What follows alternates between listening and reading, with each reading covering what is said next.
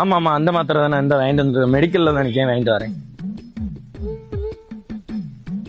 மே4 கிட்ட அப்படி என்னவா இருக்கும் அண்ணே? என்னண்ணே மே4 கிட்னா என்னண்ணே?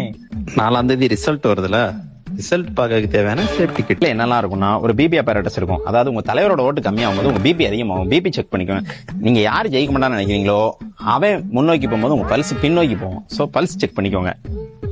இந்த ரெண்டு வந்துச்சுன்னா ஆட்டோமேட்டிக்கா கார்டியாக் அரெஸ்ட் அல்லது ஸ்ட்ரோக் வரலாம். இது வந்துச்சுன்னா அட்டோர்வாஸ்டட்டின், அஸ்பிரின், குளோபடோக்ரோல் டேப்லெட் வச்சிருக்கிறேன். இது ஒரு 2 hours தாங்கும். அதுக்குள்ள ஹாஸ்பிட்டல் போயிருங்க, இல்லை உங்க ரிசல்ட் வேற மாதிரி ஆயிடும்.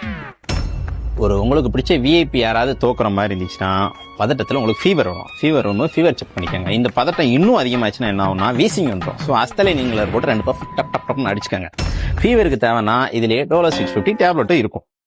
அதெல்லாம் சரி, இந்த மாஸ்க் எதுக்கு? அதாவது ரிசல்ட் வந்ததுக்கு அப்புறம் உன்னால வெளியே தலை காட்ட முடியாது, அதனால மாஸ்க்.